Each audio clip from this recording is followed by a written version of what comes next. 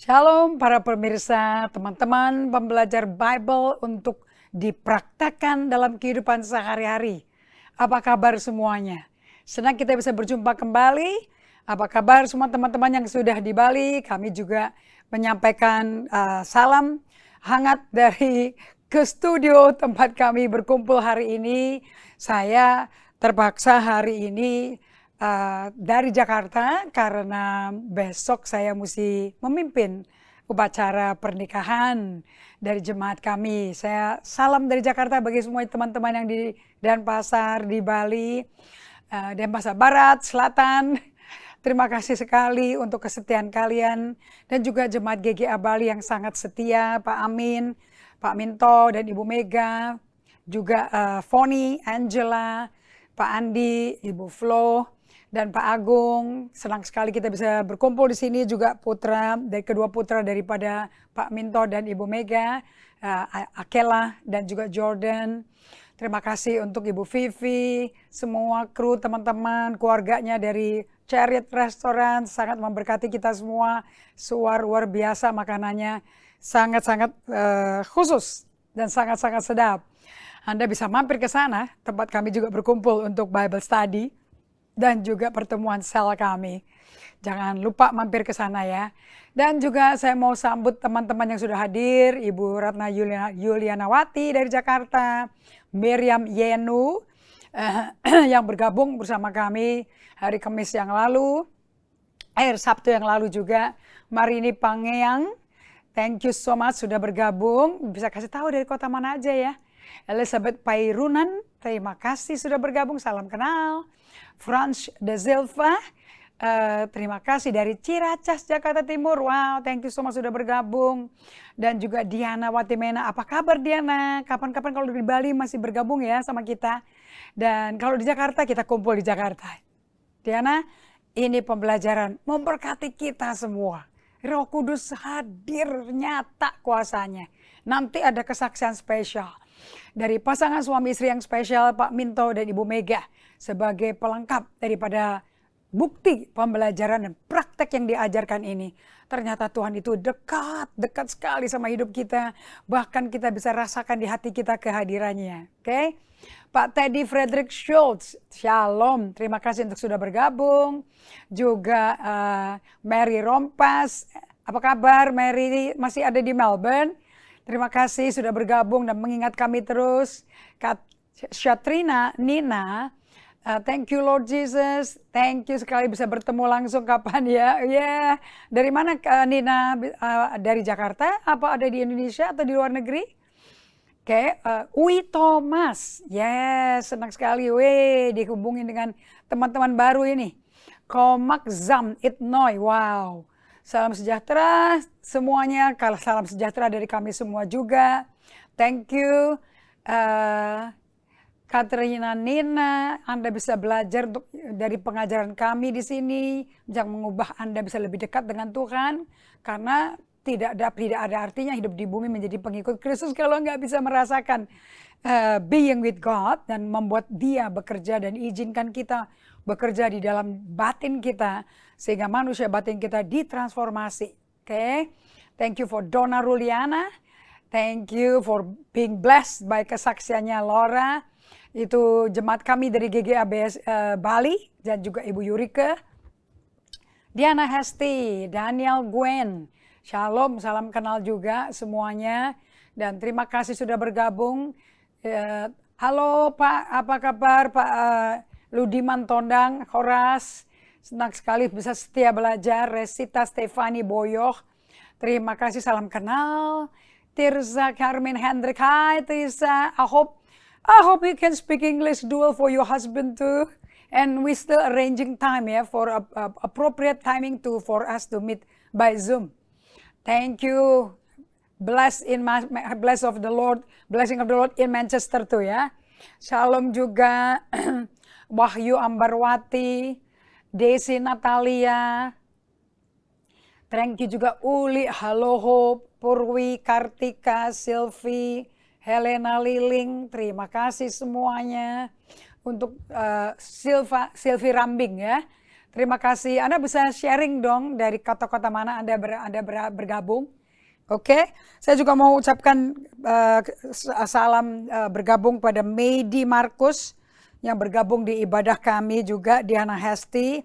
Anda semua yang sudah memiliki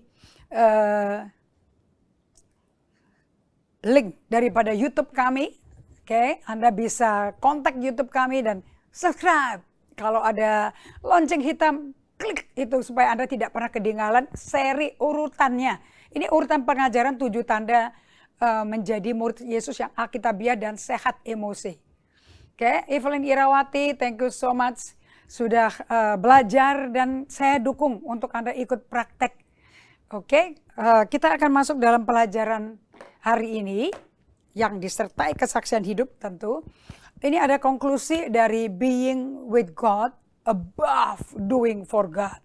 Berada bersama Tuhan yang di atas apapun yang kerja buat Tuhan. Oke?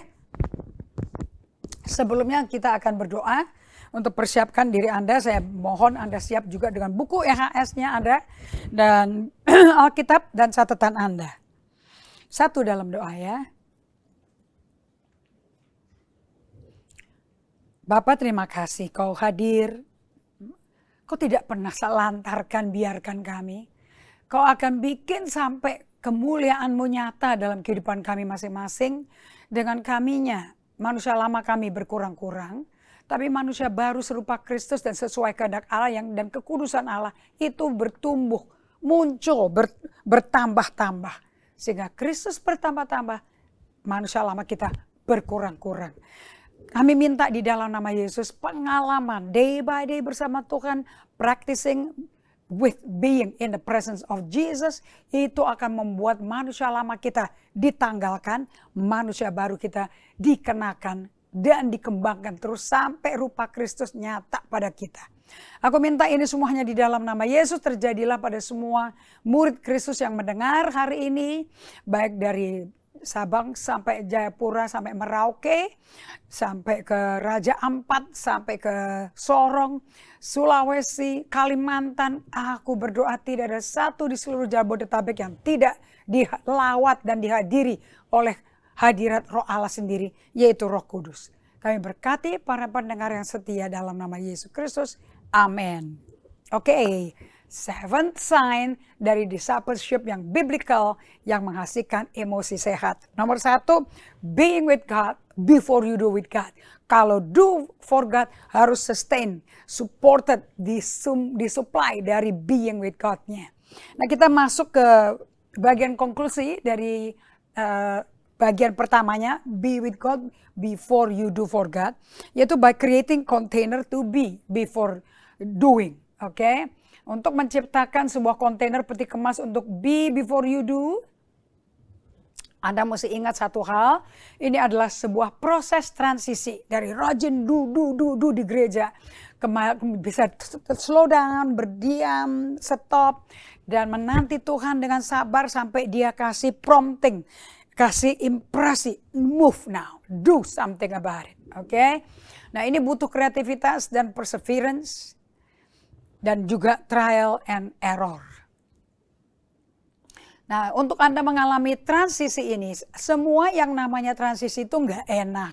Dari udah punya habit yang udah terbentuk berpuluhan tahun, ya tiba-tiba ditinggalin semua dan melapis per lapis hari per hari, karena Roh Kudus kan ahli ekskavator lapisan-lapisan di jiwa kita. Itu berbalik untuk Roh Kudus menjadi ekskavator, itu kita mesti diam. Menanti Tuhan di hadirat Yesus. Nah, kita baru izinkan Roh Kudus dan Yesus bekerja di dalam kita dan kikis semua yang tidak dari Dia, bukan dari Yesus, itu dikikis semua. Apakah melalui cobaan, ujian, goncangan, gesekan, everything. Oke. So, transisi dari hidup sekadar belajar Alkitab, berdoa, menjadi kehidupan yang secara aktual benar-benar berdiam bersama dengan Tuhan, solitude and silence. Sebagai sumber dari segala apapun yang Anda kerjakan untuk Tuhan Allah Anda.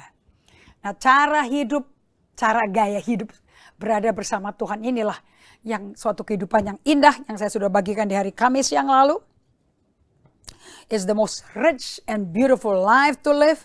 Tetapi kita mesti willing, rela untuk bisa membuat protective container, protective peti kemas. Yaitu bikin batasan-batasan. Kita mesti terima manusia itu terbatas. Jangan jadi lebih dari Tuhan. Yesus aja tidur. Butuh istirahat. Suka menyendiri ke tempat sunyi. Butuh istirahat. Masa kita non-stop dari minggu ke minggu. Bahkan menganggap sahabat itu pelajaran antik, itu buang-buang waktu. Mahal banget hidup pakai sahabat gak ngapa-ngapain. Itu pendapat bagi para hamba Tuhan dan orang-orang yang tidak menghormati hukum yang ke-5 dari 10 perintah Allah. Bahkan sebelum ada hukum Taurat, sudah ada sahabat di Kejadian 2 ayat 1, 2, dan 3. Kita baca ya. Nah, ini gak bisa Anda tidak bisa sama sekali melakukan kehidupan berada bersama Tuhan kalau Anda sama sekali tidak menghormati hukum Allah. Kejadian 2 ya, ayat 1, 2, 3. Hari ke-7 Allah beristirahat. Istirahat itu stop. Sabat artinya stop, itu hari ke-7. Maka selesailah penciptaan seluruh alam semesta. Pada hari yang ke-7 Allah telah menyelesaikan pekerjaannya itu. Lalu ia beristirahat. Maka diberkatinya lah hari yang ke-7 itu. Dan dijadikannya hari yang khusus. Karena pada hari itu Allah beristirahat setelah menyelesaikan pekerjaannya. Wah, kalau Allah butuh istirahat dan stop dan kemudian dia duduk.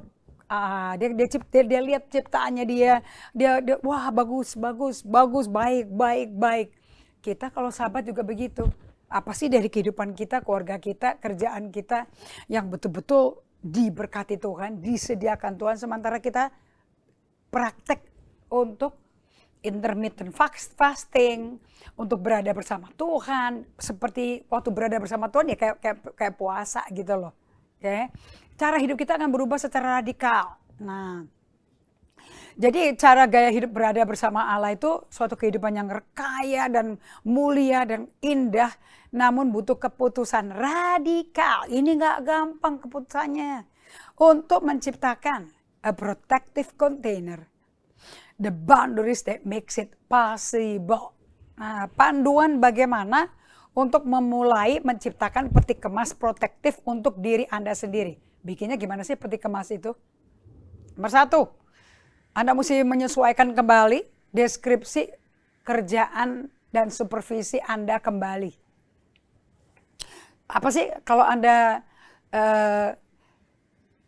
sedang bersama dengan Tuhan sebagai prioritas sejati, deskripsi kerjaan Anda, kira-kira apa yang mesti Anda lakukan secara fisik dan mental? Apa yang mesti dilakukan? Yaitu Anda melakukan solitude silence, right? Anda tidak selalu berkata iya kepada semua orang. Karena Anda punya batasan. Untung kita bukan Tuhan. Kalau Tuhan itu kan maha hadir, maha tahu. Kalau kita nggak tahu banyak. Bahkan dengan orang yang jemaat Tuhan sendiri aja nggak banyak ngomong, nggak tahu mesti ngomong apa. Nah itu Anda bersyukur, Anda peluk itu sebagai karunia. So kita mesti sesuaikan deskripsi kerjaan dan supervisi kita kembali. Karena ini adalah suatu journey yang penuh transisi. Untuk berada bersama dengan Tuhan sebagai prioritas sejatinya, deskripsi kerjaan itu. This is the waiting. Peter Kasiro saya sudah sampaikan hari Sabtu kemarin. This is the waiting of the job description of Peter Kasiro. I made being with God as myself, as my first priority in my job description. I made being with God as my first priority in my job description. Ini yang ngomong Geris Kasiro dan Peter Kasiro. To grow and mature as a disciple of Jesus, leading others out of a deep inner life with Jesus. Jadi Anda bisa nonton kalau Roh Kudus bekerja begini. Nah, kalau Anda mau bertumbuh dewasa rohani ya mesti mengalami begini. Jadi to be adalah pekerjaan utamanya pekerjaan utama dari kita. To be adalah pekerjaan utamanya. Utama dari Yesus, Yesusnya juga kerja, kita izinkan masuk, kitanya berdiam untuk Roh Kudus masuk. Jadi Roh Kudus dalam kita bisa menularkan kerjaan utama ke karyawan, anggota keluarga menjadi sebuah kultur budaya. Nah, saya tinggalkan ada 2 pertanyaan waktu hari Kamis yang lalu ya. 2 pertanyaan apa sih yang membuat pementoran itu terbentuk? How is it going with balancing your doing and your being? How are you doing your rhythm in this season? Nah, kita belajar bahwa praktek kenikmatan Sabat itu apa sih? Kita stop and rest pada hari Sabat untuk periode sebanyak 24 jam karena Allah yang ada di tata alam semesta dunia tidak hancur karena kita berhenti bekerja. Jadi gini loh maksudnya. Karena Anda mengurangi jam kerjanya, jam produktifnya Anda ke 1 hari. Jadi Anda bekerjanya tuh total itu Minggu pagi, Sabtu itu buat menikmati anak dan keluarganya. Okay? So we need to praktek kenikmatan Sabat kalau mau mendapat pertolongan Tuhan. Stop dan rest pada hari Sabat untuk periode sepanjang 24 jam.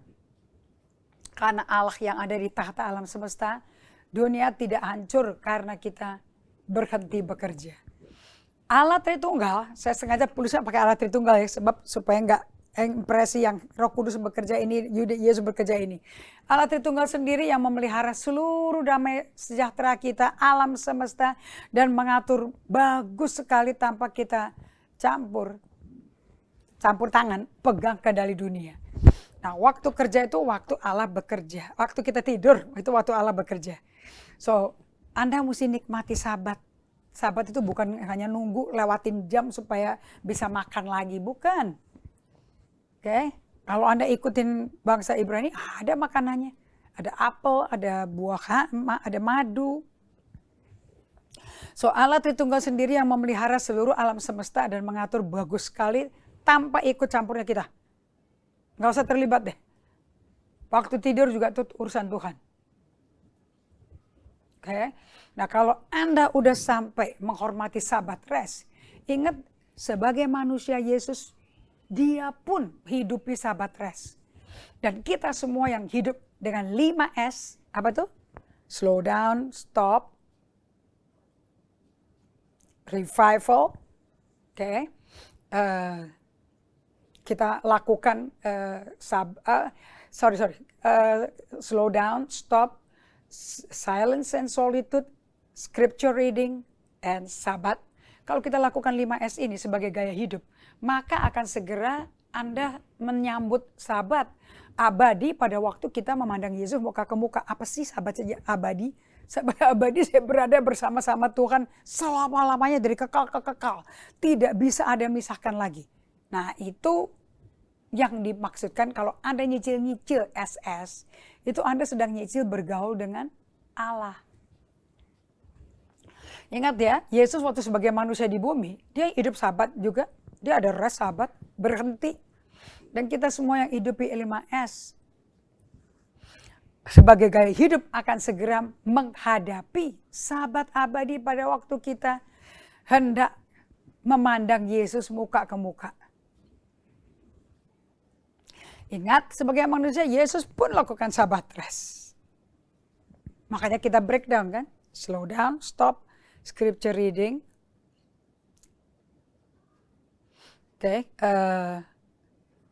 Sabat, solitude and silence. Semuanya ini tidak bikin dunia alam semesta kacau.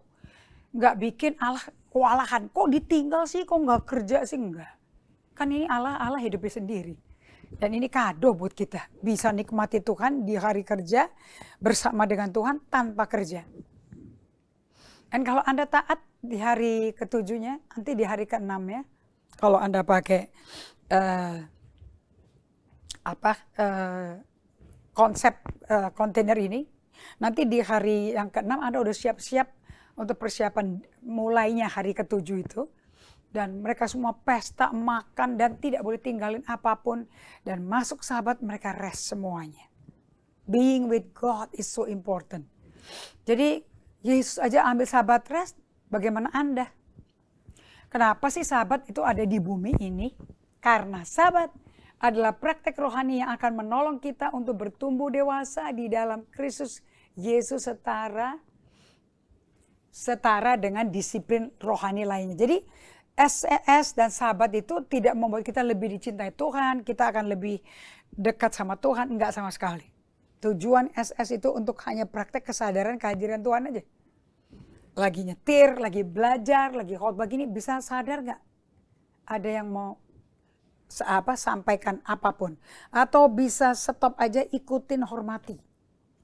Kalau Anda bikin itu jadi rule of life, wah, Anda bisa sabat dengan praktek rohani untuk yang akan menolong Anda untuk bertumbuh dewasa dalam Kristus setara dengan disiplin rohani lainnya. Jadi berada bersama Tuhan itu setara dengan peraturan, ketentuan yang ada. Sebab tidak ada kehidupan, tidak ada keturunan rohani, betul-betul tidak ada kehidupan Roh Kudus sama sekali. Nah, kenapa kok sabat itu di bumi sih? Karena karena sabat adalah praktek rohani yang akan menolong kita bersama-sama bertumbuh dewasa di dalam Kristus setara dengan disiplin rohani lainnya. So, kalau Anda mau melakukan sabat di bumi ini, tujuannya adalah apa sih itu sabat? Adalah praktek rohani yang akan menolong hidup kita dan membuat kita bertumbuh dewasa rohani dalam Kristus sesuai dengan disiplin rohani lainnya.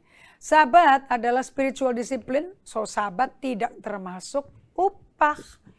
Ini hanya membentuk gaya hidup supaya mereka resilient, bisa courageous, bisa strong, tidak diisi berkat emas seperti duri ini untuk sekedar ya ada rutinitas, jangan dong. Anda kalau sahabat itu suatu spiritual disiplin yang membuat Anda jadi subut. Membuat Anda bisa menjadi fokus, menjadi tenang bersama Tuhan. So, sahabat ini semua sedisiplin Anda berdoa sendiri, baca Alkitab sendiri, sedisiplin itu. Anda nggak disiplin ini. So, sahabat adalah spiritual discipline, so sahabat tidak bisa dinikmati. Tetapi jika kita tidak implementasikan praktek hukum kelima dan ke-10 perintah, hukum kelima dan 10 perintah Allah, mustahil deh kita bisa menjadi Kristen dewasa rohani dan emosi sehat. So, kita ulang lagi ya supaya Anda bisa mendengar. Ingat, sebagai manusia, Yesus pun hidup sahabat rest. Dan kita semua hidup 5S sebagai gaya hidup akan segera menghadapi sabat abadi pada waktu Tuhan kita berada bersama kita. Dan kita sambil memandang Yesus. Ini bagus sekali loh, ini pernyataan ini supaya Anda juga sadar diri. Apakah Anda sibuk-sibuk di gereja Anda, ada tugas lah. Dan selalu tugasnya either di pensiun atau tugasnya dilakukan. Tapi kalau sama Tuhan, nggak bisa ini dipensiunin, nggak bisa dinegosiasiin. Ini stop tiap hari supaya Anda nggak kewalahan menghidupi to be with Jesus before you do. Oke? Jika kita tidak implementasikan praktek hukum kelima dari 10 perintah Allah, yaitu hormati hukum sabat, mustahil bisa menjadi orang yang rohani. So, ketahuilah, sabat itu adalah salah satu hadiah terbesar dan terbaik bagi Allah kita semua. Bagi manusia yang harus terima sebagai salah satu mekanisme pengiriman kasih Allah kepada umatnya. Saya ulangi lagi ya. Tapi jika kita tidak mengimplementasikan praktik hukum kelima dari 10 perintah Allah, cintailah Tuhan Allahmu dengan segenap hatimu, jiwamu, mustahil kita bisa jadi dewasa rohani. Karena ini bagian dari pendewasaan rohani kita, harus melewati ini semua. Dan ketahuilah, sabat adalah salah satu hadiah terbesar dan terbaik. Terbaiknya Allah bagi manusia yang harus terima sebagai salah satu mekanisme pengiriman kasih Allah kepada umatnya. Oke, saya tulis agak double situ. Ketahuilah sahabat adalah salah satu hadiah terbesar dan terbaik. Terbaiknya Allah bagi manusia yang manusia harus terima sebagai salah satu mekanisme pengiriman kasih Allah kepada umatnya. Oke, jadi bagus sekali ini. Sahabat ini adalah salah satu hadiah terbesar bagi Anda dan saya. Jangan dibikin legalistik ya. Yang Allah bagi manusia yang manusia terbaiknya Allah bagi manusia yang manusia harus terima sebagai salah satu mekanisme pengiriman kasih Allah kepada umatnya. So kita belajar dari hukum yang kelima dari 10 perintah Allah, itu dari Keluaran 20 ayat 8-11. Saya ambil dari terjemahan bahasa Indonesia masa kini ya. Rayakanlah hari Sabat, hormati hari itu sebagai hari yang suci. Kamu kuberi 6 hari untuk bekerja, tapi hari yang ketujuh adalah hari istirahat yang khusus untuk aku. Istirahat bersama Tuhan, our time with God. Pada hari itu tak seorang pun boleh bekerja, baik kamu maupun anak-anakmu, hamba-hambamu, ternakmu, atau orang asing yang tinggal di negerimu. Dalam waktu 6 hari aku Tuhan membuat bumi, langit, lautan, dan segala yang ada di dalamnya. Tapi pada hari yang ketujuh aku beristirahat. Itulah sebabnya aku Tuhan memberkati hari Sabat dan mengkhususkannya bagi diriku. Jadi Tuhan tuh mengkhususkan dirinya bagi kita dan Anda dan saya. Nah untuk itu Sabat adalah spiritual discipline, tapi Sabat nggak nyelamatin Anda. Nah kita akan masuk ke dalam kesaksian bagaimana baru melakukan mini Sabat, baru yang solitude silence itu. Belum yang Sabat total 24 jam, totally nggak kerja. Pasangan suami istri yang dulu tegang di tengah pandemi karena dalam situasi seperti itu kena COVID juga dan gagal ginjal. Semuanya nyawa itu miris ya dan nyaris gitu loh. Tapi Allah belum selesai dengan hidupnya pasangan suami istri ini, terutama suaminya yang gagal ginjal ini. Dan melalui dia coba-coba aja, apa sih ini, masa sih cuma diem gitu aja bisa berubah? Mana mungkin, ternyata perubahannya luar biasa. Bukan saja karakter dia disentuh Roh Kudus, karakter isinya disentuh Roh Kudus, tapi juga bisa tidur tanpa obat tidur dan bisa lebih tenang, karena kalau orang tidur lebih tenang. Dan juga anak-anaknya mulai menikmati orang tuanya. Dan anaknya juga hadir di kebaktian. Jadi di GGA Bali. Jadi mereka ngomong, Apostle Indri bilang mama perlu solitude silence. Kalau udah tegang seperti itu, mamanya nurut. Dan ini sudah berlangsung 3 bulan. Setelah saya nonton pribadi. Dan betul-betul dia ngalami yang berbeda. Kesembuhan mulai terjadi. Mengalami krisis barusan bisa dilewati dan diselamatkan hadirat Tuhan luar biasa. Yuk kita simak kesaksian ini. Dan Anda akan melihat bahwa kehidupan disiplin mereka dan disiplin. Di mana dia memang harus dialisis dan itu tidak ada waktu yang disia-siakan. Belajar emotionally healthy spirituality, praktek day by day. Di tengah perjalanan dimanapun juga. Kalau nggak bisa baca bukunya day by day, tetap melakukan doa pernapasan, solitude and silence. Dengar kesaksian ini yang dinikmati oleh kedua putra mereka juga dan kami semua di GGA Bali. Dan jika Anda praktekkan ini, Anda nggak akan diselamatin ya, tapi Anda akan bertumbuh menjadi Kristen dewasa rohani, emosi semakin sehat seperti Pak Amin Kusminto dan istrinya Ibu Mega.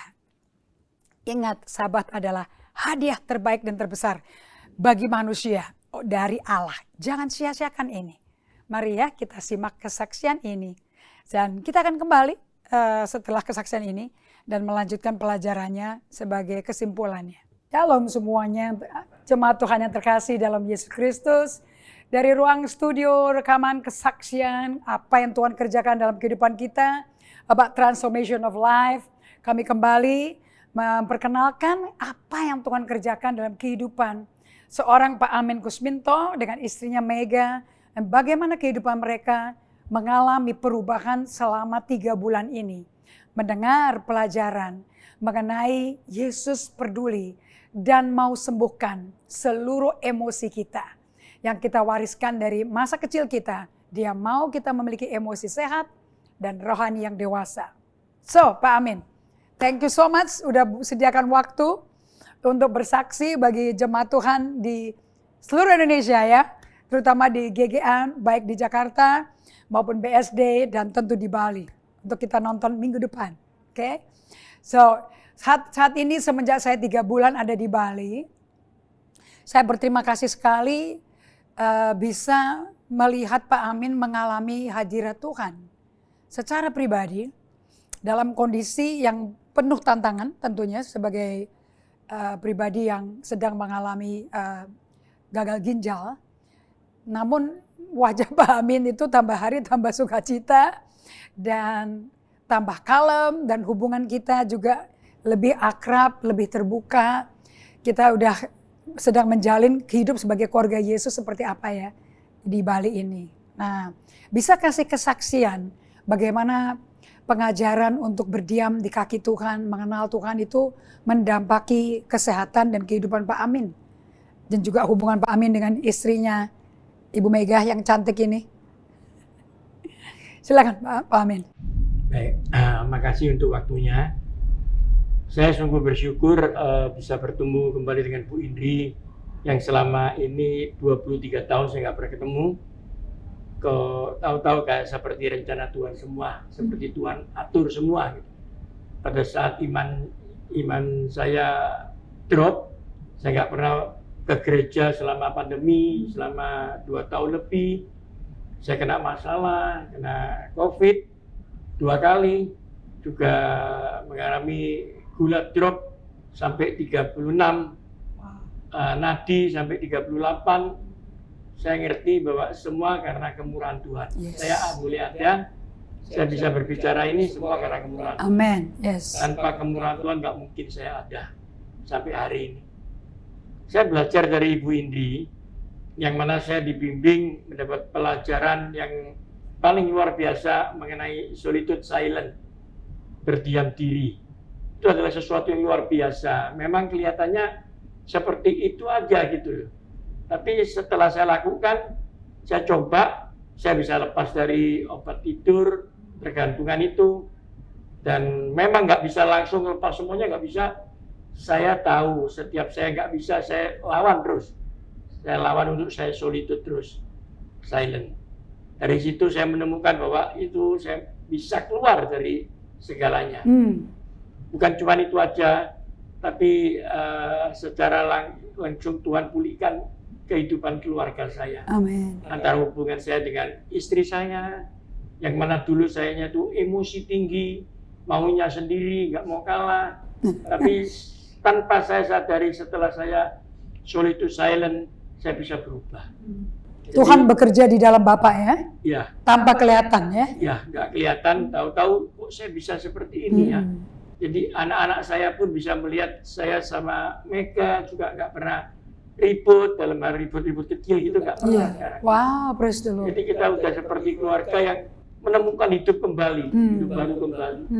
Ini yang sesuatu yang saya bersyukur dari hasil solitude silent itu, saya bisa menemukan hidup baru dengan keluarga yang sekarang berubah, juga termasuk istri saya pun berubah drastis. Ya sekarang lebih kalem, lebih mengerti, juga tidak sering marah sama anak-anak lagi. Jadi sama pegawai juga kita tuh seperti gimana gitu. Dan yang paling terlebih lagi saya menemukan, saya di GGA Bali itu seperti menemukan keluarga baru.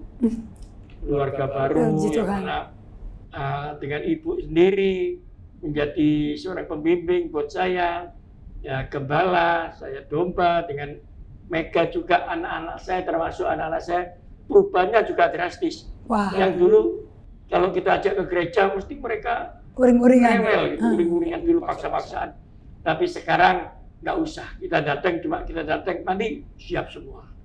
Jadi kita berangkat juga, saya lihat perubahannya waktu di ibadah pun mereka dengan tenang, mereka mengikuti, tidak seperti awal-awal dulu mereka sepertinya kok lama nggak pulang gitu. tapi sekarang mereka bisa mengikutinya dengan baik. Bahkan anak saya pun kalau ada sesuatu yang kita nggak benar, anak saya ngingatin, Mami, jadi ingat ya omongannya Bu Indri ya. Mereka pun bisa seperti itu. Praise the Lord. Jadi saya sungguh suka cita, gitu Ibu. Senang sekali saya bisa menjadi bagian ya dari kehidupan Pak Amin di tengah tantangan ini, up and down kesehatannya, tentu nggak mudah bagi Mega ya. Ketegangan-ketegangan ini saya bisa bayangkan kalau saya pakai sepatunya Mega kayak apa rasanya. Namun dengan ketenangan Pak Amin ada penguasaan diri dari dalam hati, bisa di tengah kepanikan terutama waktu drop nadinya ke 38, tapi Pak Amin tenang, berdiam, datang ke Tuhan, dan itu nyelamatin sampai 12 jam. Dan bisa ketemu dokternya, masuk ICU, dan ketemu dokternya, dan dilayani dengan prima. Sampai hari ini bisa kembali beribadah bersama putra-putranya. Praise the Lord. Ibu Mega, share dong sama kita semuanya. Bagaimana kehidupan Anda nggak gampang lah, ya, terutama sejak pandemi inilah. Ini kayak suatu fase baru yang nggak pernah dimimpikan, nggak pernah dambakan ya. Tapi Anda mesti hadapin. Nah, bagaimana praktek bersama suami Solitude Silence menolong Mega dengan hubungannya dengan Tuhan? Ya, menurut saya ya, Solitude Silence itu hal yang luar biasa sekali. 3 bulan yang lalu sebelum ketemu Bu Indri, saya memang benar-benar melihat Minto itu sungguh-sungguh sudah drop. Ketika dia sudah malas ngomong, malas bicara, udah nggak ada keinginan untuk mau apa aja, dia udah nggak ada keinginan baca firman Tuhan yang seperti dulu dilakukan, itu tidak pernah, benar-benar sudah di titik yang paling bawah. Dan sungguh luar biasa, Tuhan kirim keluarga GGA, apostel datang bersama dengan tim, sungguh luar biasa. Malam itu kami dilayani dengan luar biasa. Hari itu, mulai malam itu kami melakukan Solitude Silence. Hasilnya luar biasa. Minto yang dulu udah ogah-ogahan cari Tuhan, sekarang imannya mantap banget, udah semakin meningkat. Dan kami percaya, kami terus berkata seperti perkataan apostel, ketika rohaninya sehat, jiwanya sehat, akan berdampak kepada kesehatan jasmaninya. Dan saat itu memang benar-benar kami rasakan. Saat ini luar biasa, dia semangat. Kalau malam belum SS, dia selalu gini, waktunya SS. Jadi kita sekarang setiap hari kan selalu ada pagi dan sore, pagi dan petang. Kami membaca firman, masing-masing kami membaca day by day. Masing-masing membaca, kemudian kita bersama-sama SS dengan ruangan yang tenang, kami masing-masing. Kemudian kita menjawab refleksinya. Saya tulis di buku saya, Pak Minto tulis sendiri, kemudian kita saling membaca. Yang itu yang sungguh-sungguh membuat kami semakin saling mengenal. Oh, apa yang dirasakan dia, apa yang saat ini menjadi masalahnya dia pun tahu masalah saya. Jadi kita semakin dekat. Sebagai suami istri bisa transparan ya, tidak ada pura-pura. Good, day by day sungguh luar biasa, buku yang luar biasa. Kita bisa semakin dekat, tidak terasa. Nggak terasa tiba-tiba seperti kemarin kita kok jadi sekarang seperti ini ya. Jadi nggak pernah bertengkar, nggak pernah ribut, meskipun ribut apapun nggak pernah. Karena kita, tapi kalau sekarang seperti hari ini, tadi pagi melakukan HD. Kemudian HD langsung cepet-cepet ke sini, kan kita belum melakukan yang SS yang petang ini. Rasanya tadi waktu ibadah kepikiran, belum SS. Rasanya rindu sekali, rindu cari hadirat Tuhan. Itu yang saat ini kami benar-benar. Jadi kerinduan itu mulai timbul ya? Kangen sama Tuhan. Wow, itu sehat loh. Dan itu normalnya seperti itu ya, orang yang dekat sama Tuhan. Dan yang paling saya kagum itu dengan pernyataan Pak Amin di WhatsApp-nya ke saya kagum dengan perubahan di Mega. So Mega bisa rasanya perubahan itu dari dalam hati atau sesuatu yang kamu mesti upayakan dengan pikirin dulu, mesti begini, jangan begini, atau kayak itu keluar natural? Rasanya itu saya sendiri tidak merasakan. Ya, saya sendiri tidak sadar. Tapi Minto sama anak-anak yang merasakan. Saya biasanya teriak-teriak karena kayak panik gitu ya. Ini waktunya ini belum selesai, waktunya ini saya panik. Kemudian sekarang itu enggak, lebih tenang. Meskipun saya tahu hari ini akan sibuk, saya bicara sama Tuhan waktu SS, Tuhan, ambil khawatir saya, apa yang aku takutkan hari ini, ambil Tuhan. Praise Aku serahkan Tuhan. Yes. Selalu saya perkatakan itu. Ya, seperti Daud ya, di Mazmur Ya. 62 ayat 8, ayat 9, dia curahkan isi hatinya semua ke Tuhan dan nangis kepada Tuhan. Iya. Dan dia bisa sembuh emosinya menghadapi Saul dan anak-anaknya yang kudeta itu. Wow. So ini perkawinan hubungan suami istri semakin disehatkan karena emosi masing-masing semakin sehat oleh hadirat Roh Kudus. So ini bukan gagah kuat kita tapi Roh Allah. Terima kasih untuk waktunya Pak Amin dan Mega. Suatu hari kita akan ada Jordan dan Akela di sini bersaksi bersama-sama. Amin. Amin. So di tengah-tengah kesibukan Kota Bali dengan G20, lihat umat Tuhan, Pak Amin kalau ditemani istrinya, Ibu Mega selalu nemani Pak Amin untuk dialisisnya, untuk cuci darah. Dan setiap kali mereka menghadapi suaminya dicuci darah 4 jaman kira-kira Pak ya.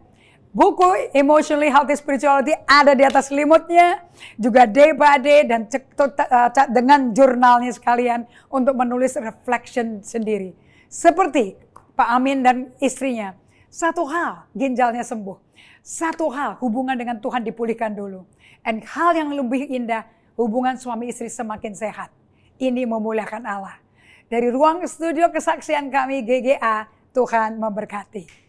Oke, saya percaya Anda diberkati dengan kesaksian dari Bapak Ibu Amin Kusminto dari Bali, jemaat kami yang sangat-sangat setia dan mengalami pengajaran itu bukan teori tapi kehidupan. Oke, banyak lagi jemaat kami di Bali yang sudah mengalami. Kami baru 3 bulan di Bali. Dan sambil kita sharing tentang pasangan Pak Amin Kusminto dan Ibu Mega, jangan lupa Anda yang ada di Bali atau mungkin dari Jakarta pas liburan ke Bali, Anda bisa bergabung dengan ibadah kami di hari Sabtu jam 1:30 kita pertemuan bersama-sama kenalan, kemudian jam 2 mulai ibadahnya sampai jam 4 sore setiap hari Sabtu di Hotel Trans Resort Bali Hotel di Sunset Road, Seminyak, Kerobokan Kelot, Kecamatan Kuta Utara. Di ruang namanya Boardroom nomor 2 dan 3. Kami menanti Anda semuanya. Baik yang di Denpasar, mungkin waktunya nggak cocok, tapi kalau Anda ada YouTube, Anda bisa subscribe, pencet itu lambang lonceng hitam, sehingga Anda tidak pernah ketinggalan. Karena ini seri nih, ada 7 tanda kan, sebuah serial. Jadi Anda bisa ikutin dari yang pertama, kedua, ketiga, keempat. Ini baru masih ngomong yang pertama. Being before you do. Berada bersama Tuhan sebelum kita kerja buat Tuhan. Oke. Ada beberapa poinnya. So, saya bagikan kepada Anda bahwa nomor 1 sebagai konklusi untuk berada bersama Tuhan sebelum melakukan kerjaan buat Tuhan, Anda mesti ciptakan peti kemas untuk berada bersama dengan Tuhan sebelum Anda kerja buat Tuhan. Itu kayak peti kemas, kayak boundary sebetulnya. Makanya Anda mesti bikin disiplin, rutinitas baru sebagai a new habit. Oke, kita sampai ke nomor 1 untuk membuat create container to be before you do. Nomor 1, Anda mesti sesuaikan dong job description Anda, spesifiknya Anda sebagai hidup supervision hidup Anda gimana. Ternyata job description Anda yang pertama itu adalah nomor 1, Anda mesti bertumbuh dewasa menjadi murid Yesus yang akan memimpin orang lain dari kedalaman batin Anda, hidup bersama dengan Tuhan, dan Anda akan menjadi saksi dan menjadi orang yang mempengaruhi orang lain, anggota keluarga, karyawan kantor, komsel Anda. Akhirnya Anda akan bisa membuat suatu kultur, a culture of change, kultur kebudayaan perubahan karena Anda menjadi modelnya. Oke, di mana Anda bisa membangun setelah selang beberapa waktu, 6 bulanan lah kira-kira, Anda akan bisa membuat suatu sistem pementoran dan Anda yang supervisi pementoran, bagaimana Anda bisa balance pekerjaan buat Tuhannya dengan waktu Anda sendiri bersama Tuhannya. Oke, nomor 2, praktek kegembiraan berada dalam disiplin sabat, seminggu sekali 24 jam tidak bekerja. Itu hadiah dari Tuhan yang paling baik. Tidak menjadi, itu bukan Anda sabat, Anda nggak dijamin selamat loh. Tapi setelah selamat, Anda bikin sahabat, Anda dijamin bertumbuh dewasa rohani. Ini kado dari Tuhan. Oke? Sahabat itu kado yang paling baik dari Tuhan. Bagaimana kita bisa istirahat bersama Tuhan, di-replenish kembali hadiratnya, kuasa Roh Kudus masuk lagi, sehingga kita bisa menerima esensi daripada mekanisme penyampaian kasih Kristus dalam kehidupan Anda dan ke orang lain. Karena kita nggak bisa beri apa yang kita nggak punya. Nah, kemudian sekarang kita masuk ke 1, 2, 3, poin yang ketiga untuk bikin peti kemas berada bersama Tuhan, berada di hadirat Tuhan. Namanya temui ritme-ritme daripada daily office. Itu pakai buku Debade itu namanya daily office tuh buku itu. Ada 2 ya, yang ini untuk EHS, yang satu lagi ini yang saya pegang untuk emotionally healthy relationship. Oke, hanya ada 2 ini. Karena kalau EHS itu hubungan Anda dengan Tuhan dan dirimu. Kemudian kalau EHR hubungan Anda dengan orang lain. Horizontal. Sebab bagaimana Anda mencintai Tuhan, begitulah Anda mengasihi sesama. Oke, kita temukan ritme-ritme daripada daily office. Saya jelaskan di sini oleh Peter Scazzero. Daily office artinya a fixed hour prayer. Doa yang sudah ditentukan, jamnya udah fix. Raja Daud punya fixed time. Mazmur 119 ayat 164 sampai 165. 7 kali dalam sehari aku memuji-muji Engkau, karena hukum-hukum-Mu yang adil. Besarlah ketentraman pada orang-orang yang mencintai Taurat-Mu. Tidak ada batu sandungan bagi mereka. 7 kali dalam sehari, udah fix kalau buat Daud. Kalau Anda hidup seperti ritmenya Daud, pasti deh, nggak dampaknya besar. Kemudian Daniel, pasal yang ke-6 ayat 10 sampai 11. Daniel waktu itu di pembuangan di Babel 70 tahun. Dari pemuda yang ganteng, pandai, penuh karunia Roh Kudus, karunia terjemahkan mimpi, karunia interpretasi, kayak ikan bahkan bahasa Babel pun dia bisa interpretasi. Karena Roh Kudusnya ada di dia. Bukan kepintaran IQ-nya Daniel, nggak ada. Alkitab nggak pernah mengandalkan kita punya IQ. Oke? 100% hati yang taat pada dia, yang dibimbing Roh Kudus. Sebab itu Raja Darius membuat surat perintah dengan larangan itu. Demi didengar Daniel bahwa surat perintah itu telah dibuat, pergilah ia ke rumahnya. Dalam kamar atasnya ada tingkap-tingkap yang terbuka ke arah Yerusalem. 3 kali sehari ia berlutut berdoa serta memuji Allahnya seperti yang biasa dia lakukan. Jadi sebelum dia keluar dari Yerusalem, dibuang menjadi tawanan di Babel, sudah 3 kali sehari. Masuk ke Babel, udah lumrah, sudah natural. Jangan pas udah di Babel, di tengah ketegangan baru belajar. Waduh, transisinya berat.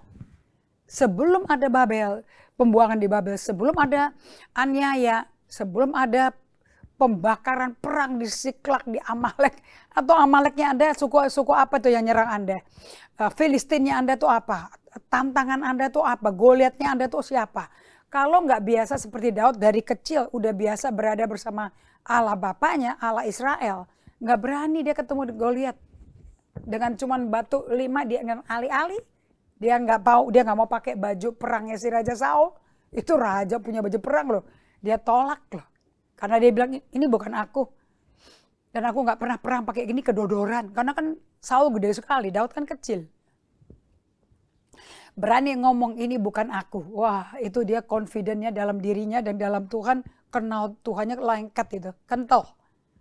Makanya dia nggak takut mengembalikan tawarannya Raja Israel yang pertama bagi Israel dan berkata thank you, aku belum biasa perang pakai ini.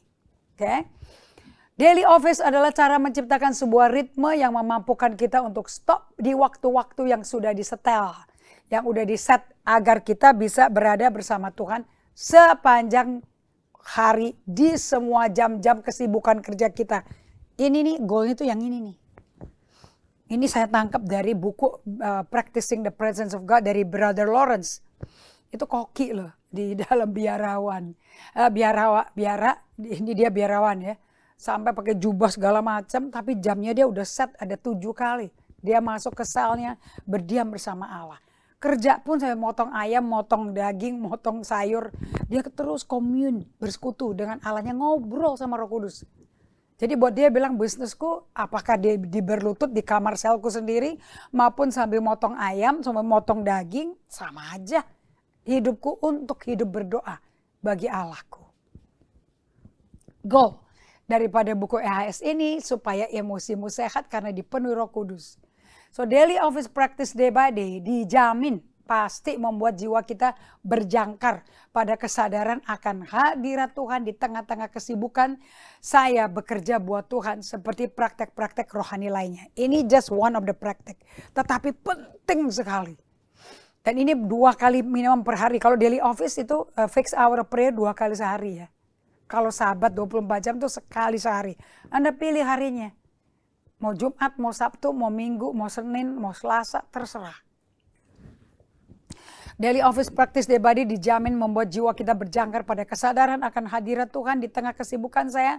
Bekerja buat Tuhan seperti praktek-praktek rohani lainnya. Wow, ini dialami sama kakak saya, ingat kesaksiannya? Dan juga Pak Amin dan Ibu Mega. Oke, yang nomor 3. Desain aturan hidup keharianku. Desain dong aturan hidup harianku atau craft your rule of life. Rule of life ini bukannya peraturan yang kencang yang bikin Anda jadi terikat dan terbelenggu. Oh bukan. Sama sekali bukan, saudara-saudara sekalian. Ini membuat Anda bikin agenda. Supaya Anda bikin acara-acara apapun gak terganggu karena agendanya udah di fix. Contoh ya, Daniel 6 ayat 10-11. Sebab itu Raja Darius membuat surat perintah larangan demi didengar Daniel bahwa surat perintah telah dibuat, pergi dia langsung ke rumahnya. Daniel di tengah perintahnya apa? Gak boleh sembahyang kepada Tuhan yang lain kecuali kepada Raja Darius, kepada dewanya orang Babel. Tapi kebanyakan kita langsung lari ke perlindungan, ketakutan, nyari orang.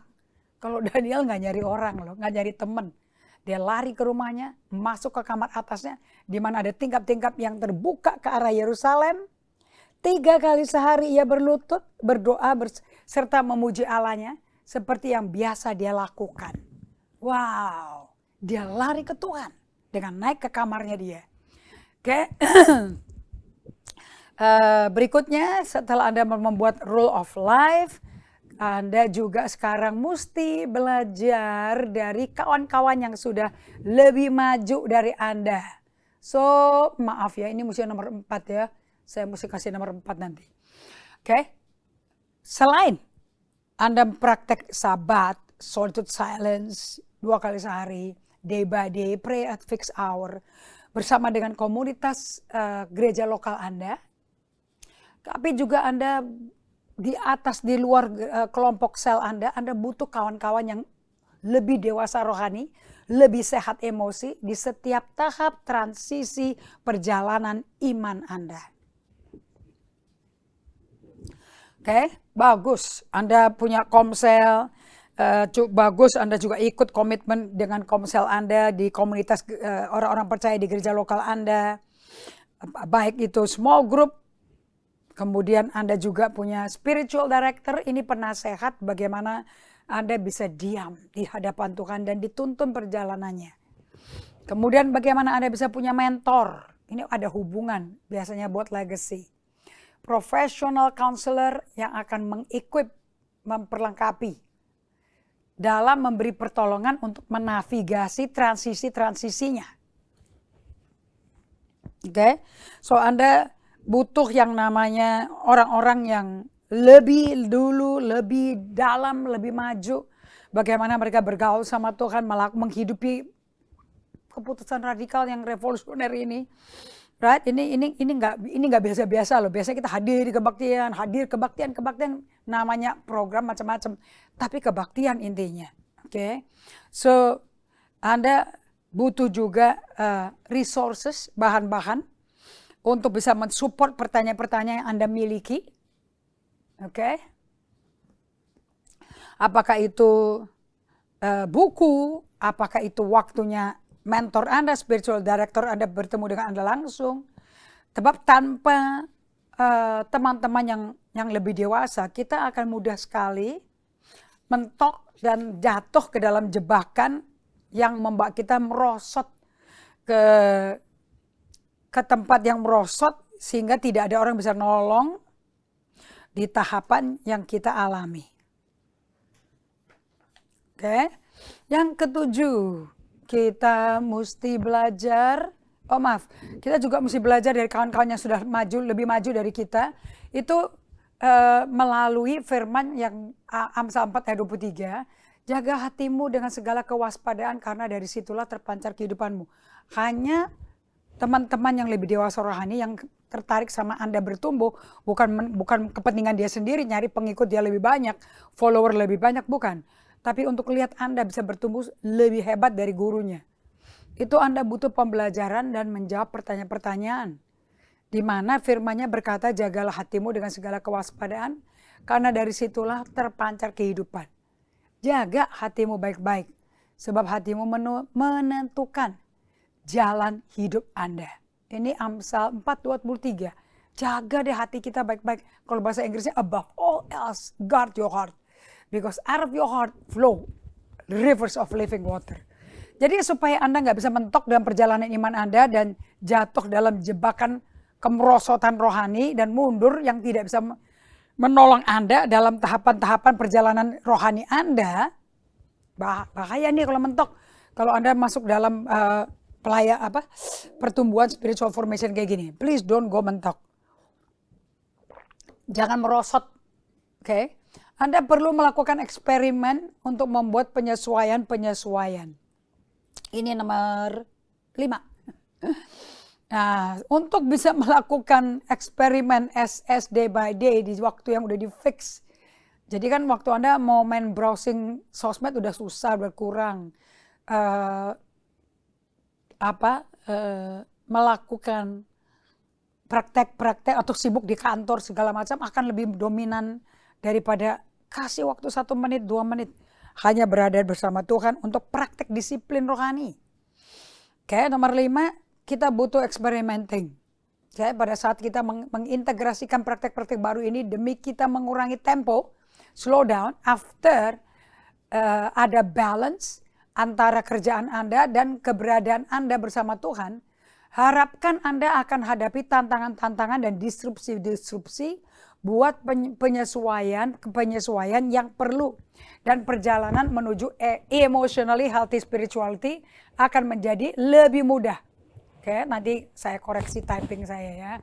Itu keberadaan Anda bersama Tuhan, Anda tetap bisa mengharapkan akan ada tantangan dan rintangan, disrupsi.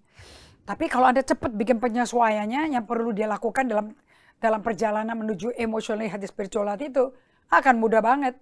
Nah, setelah 6 bulan, saya kasih 6 bulan, Anda akan menguasai jantung dari praktek EHS ini.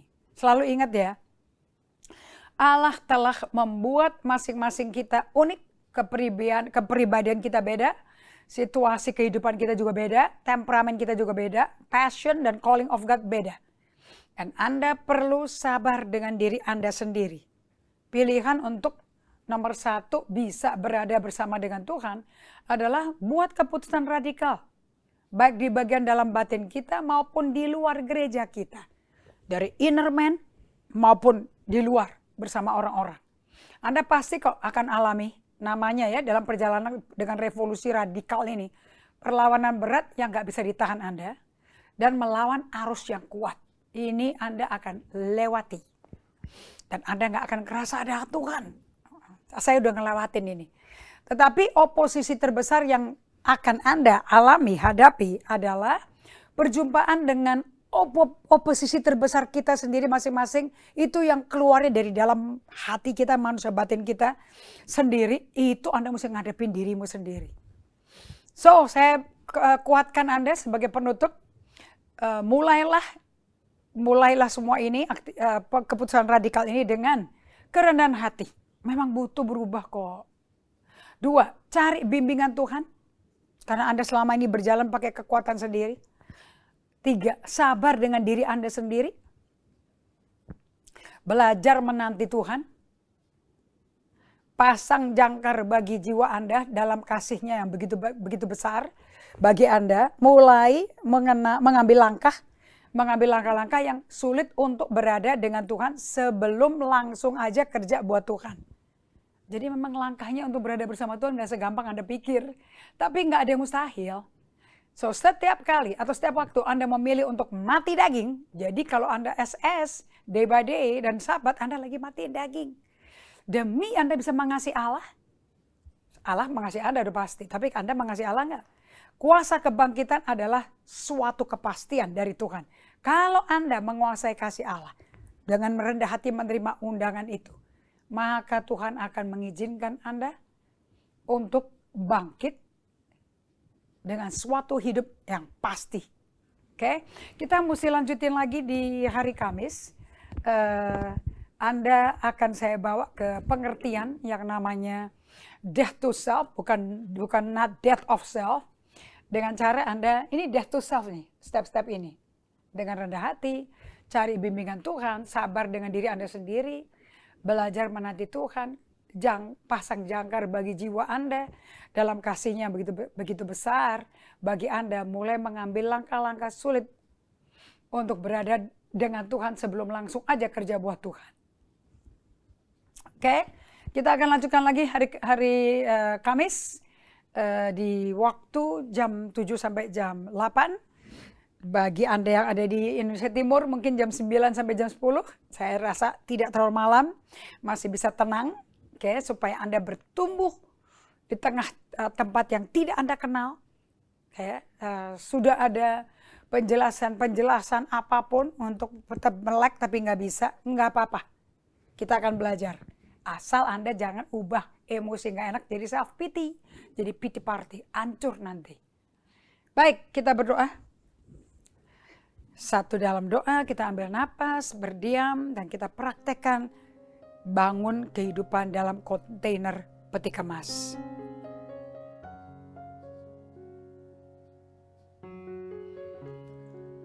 Terima kasih Bapak untuk apa yang Kau berikan kepada kami, kado yang paling mahal. 24 jam gak kerja, gak mikirin kerjaan, hanya mikir kepada Yesus sampai kita dilembutkan, ditransformasi. Terima kasih Bapak, apa yang Kau ajarkan di sesi ini luar biasa. Ini bukan cerita dongeng tapi praktikum. Ku berkati semua para pembelajar firman Allah sore hari ini, malam hari ini.